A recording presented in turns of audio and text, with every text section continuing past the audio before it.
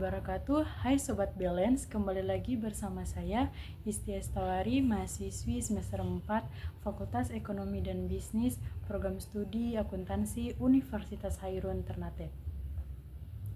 Jadi kali ini kita akan membahas topik yang menarik, yaitu tentang teknik analisis data metode hermeneutika. Sebelum kita lanjut ke pembahasan materi ini, teman-teman jangan lupa like, komen, dan subscribe video ini. Langsung saja ke pembahasannya. Dalam sejarah hermeneutika dipakai dalam ragam teks yang otoritatif, disiplin ilmuwan yang cukup tua, yakni kitab suci dalam perjalanannya. Hermeneutika dipakai pula terhadap teks ilmu kalam, teologi, sastra, hukum, sejarah, dan lainnya. Sejauh hermeneutika dimaknai sebagai disiplin penafsiran, maka semua komunikasi manusia diperantarai oleh teks maupun dalam simbol-simbol teks dan segala bentuk teks apapun sejauh berhubungan dengan pesan-pesan tertentu. Teks apapun bentuknya yang terlahir di ruang publik tidak serta-merta begitu saja dengan mudah dapat dipahami seketika. Hal ini tersebab oleh teks itu sendiri yang memiliki logika atau dunianya sendiri. Lahirnya sebuah teks tentu saja dilantari oleh sekian peristiwa yang mempengaruhi mengapa teks tersebut berbunyi demikian. Sehingga mau tidak mau seseorang akan berurusan dengan bahasa dalam teks itu sendiri. Hal ini sebagaimana ungkapan Al-Shid bahwa pada hakikatnya kata-kata adalah peristiwa yang dapat membuat hidup kita dalam format apapun. Dan jika bahasa mempunyai kekuatan seperti itu, tidak ayal lagi jika hubungan manusia dan Tuhan. Dan hubungan manusia dengan manusia terjadi melalui bahasa. Yang pertama, untuk mendekati pemahaman serta memahami bahasa bagi pembaca atau penafsir, dibutuhkan suatu metode tertentu agar suatu peristiwa atau ungkapan yang terjadi pada masa lalu bermakna dan relevan bagi pembaca. Relevan bagi pembaca tanpa harus menghilangkan hakikat pesan utamanya. Yang kedua, metode ini populer tersebut dengan ilmu hermeneutika, disiplin ilmu yang tidak hanya berurusan dengan bagaimana teks itu diproduksi, akan tetapi juga bagaimana memproduksi. Teks dan pembaca keduanya sama-sama memiliki dunia sendiri untuk mengetahui makna teks sesuai dengan apa yang dikehendaki pemilik teks. Dibutuhkan upaya agar pemahaman pembaca agar lebih mendekati atau bahkan lebih baik lagi pemahamannya dengan pemilik teks sendiri. Upaya ini dapat dilakukan dengan cara memahami makna teks itu sendiri, kaitan dengan situasi pemilik teks.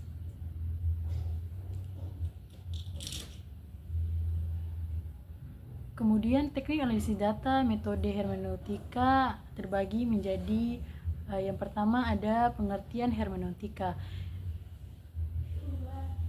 Pengertian hermeneutika adalah metode analisis data yang digunakan untuk memahami, menafsirkan, dan kaitannya dengan keseluruhan dan sebaliknya. Kemudian ada interpretasi berulang.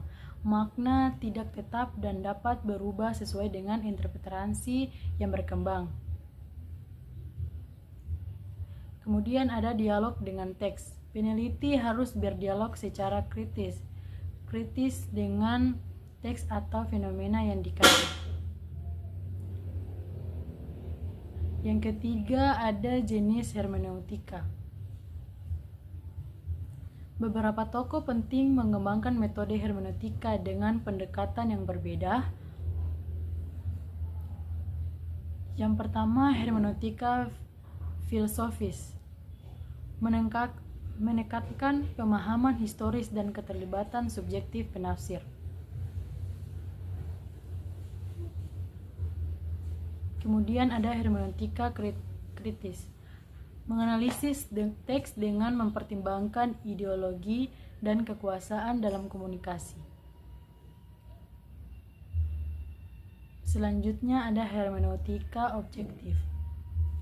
Hermeneutika objektif berupaya memahami maksud asli penulis teks.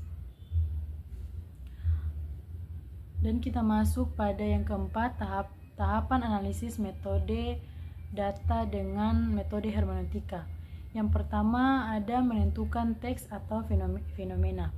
Menetapkan objek kajian seperti dokumen wawancara atau artefak budaya.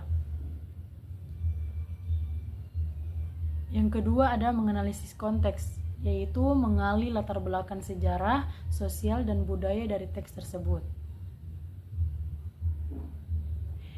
Yang ketiga ada menggunakan lingkaran hermeneutika, yaitu membaca teks secara berulang untuk memahami bagian dan keseluruhan.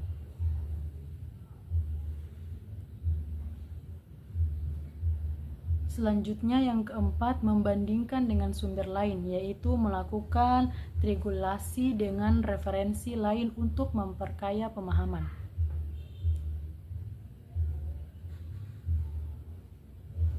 Selanjutnya yang kelima, menafsirkan makna, yang menarik kesimpulan berdasarkan interpretasi yang telah dilakukan.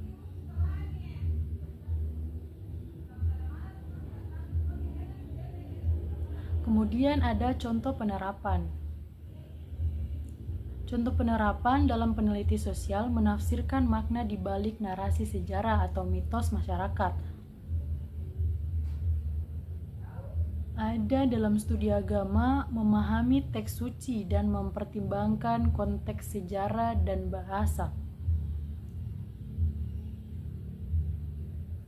Selanjutnya dalam sastra menganalisis makna tersembunyi dalam karya sastra klasik atau modern.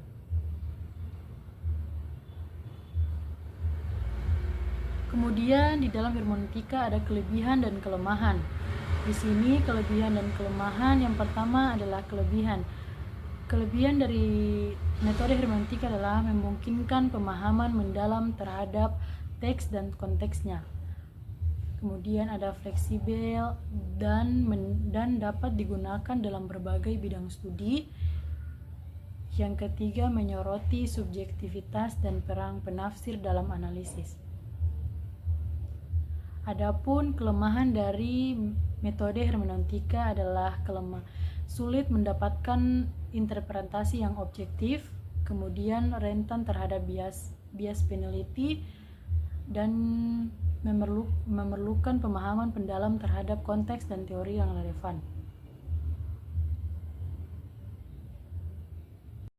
Perlu teman-teman ketahui, metode hermeneutika memainkan peran penting dalam penelitian kualitatif karena kemampuannya untuk mendekati teks atau simbol atau fenomena dengan cara yang mendalam dan interpretatif. Berikut beberapa peran penting dalam metode hermeneutika. Yang pertama adalah menggali makna tersembunyi. Hermeneutika memungkinkan peneliti untuk menyelami makna yang tidak langsung terlihat pada teks atau data.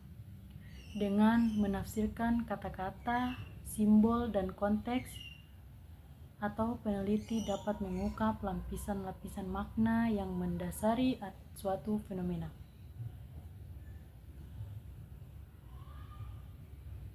Yang kedua ada memahami konteks secara mendalam dengan menekankan pentingnya konteks historis, sosial, dan budaya. Hermeneutika membantu mengaitkan data dengan latar belakang yang mempengaruhi interpretasinya. Itu penting untuk menghindari pemahaman yang dangkal atau terisolasi dari teks. Kemudian yang ketiga adalah proses dialogis antara peneliti dan data. Metode ini mendorong dialog antara peneliti dan objek kajian. Peneliti tidak hanya mengumpulkan data, tetapi juga terlibat dalam proses reflektif untuk memahami perspektif objektif yang muncul dari teks atau fenomena tersebut. Kemudian yang keempat ada lingkaran hermeneutika. Konsep lingkaran hermeneutika di mana pemahaman terhadap bagian atau keseluruhan saling mempengaruhi, memungkinkan peneliti untuk merevisi dan memperdalam interpretasi secara berulang. Pendekatan ini membuka ruang untuk menyesuaikan pemahaman seiring dengan analisis yang semakin mendalam. Kemudian yang kelima, menyatukan data dan teori. Menyatukan data dan teori ialah hermeneutika mengintegrasikan teori dan data dengan cara yang fleksibel. Hal ini memungkinkan peneliti untuk menguji dan mengembangkan kerangka teoritis melalui interaksi langsung dengan data sehingga menghasilkan pemahaman yang lebih holistik.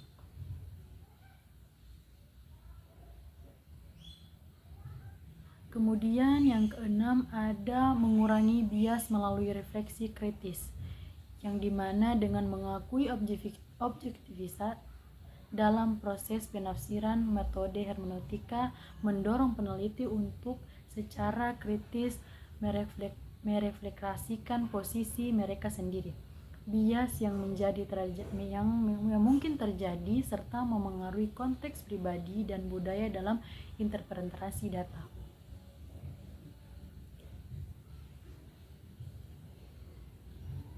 Kemudian, secara keseluruhan, peran metode hermeneutika adalah untuk menghadirkan suatu pendekatan analitis yang mendalam dan reflektif, yang tidak hanya mengumpulkan data tetapi juga membangun pemahaman yang kaya dan konseptual terhadap makna yang terkandung di dalamnya.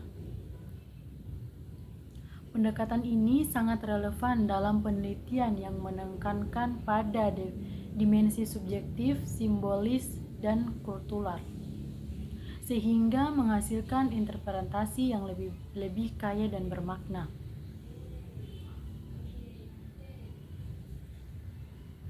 Jadi dapat disimpulkan bahwa pembahasan metode hermeneutika adalah bahwa hermeneutika merupakan metode interpretasi atau penafsiran terhadap teks, simbol, dan makna dalam berbagai konteks seperti filsafat, teknologi, hukum, dan sastra. Metode ini bertujuan untuk memahami makna yang tersembunyi di balik teks dengan mempertimbangkan konteks historis, budaya, dan subjektivitas pembaca. Adapun beberapa poin penting dari metode hermeneutika meliputi yang pertama ialah kontekstualisasi. Kontekstualisasi memahami teks dalam konteks sosial, budaya, dan historisnya. Yang kedua ada lingkaran hermeneutika, yang dimana proses pemahaman yang bergerak antara bagian dan keseluruhan teks secara berulang. Kemudian yang ketiga, subjektivitas pembaca, yaitu peran interpretator dalam memberi makna pada teks berdasarkan perseptifnya. Yang keempat ada dinamika makna, yang dimana makna teks tidak bersifat tetap tetapi dapat berubah tergantung pada interpretasi dan zaman. Dengan demikian, hermeneutika bukan hanya sekedar metode penafsiran teks tetapi juga alat untuk memahami realitas sesuai dengan komunikasi manusia secara lebih mendalam. Mungkin itu saja yang bisa dapat saya sampaikan, semoga bermanfaat bagi teman-teman sekalian. Mohon maaf jika ada kata kurang dan salah. Saya akhiri dengan wabillahi taufiq wal hidayah. Wassalamualaikum warahmatullahi wabarakatuh.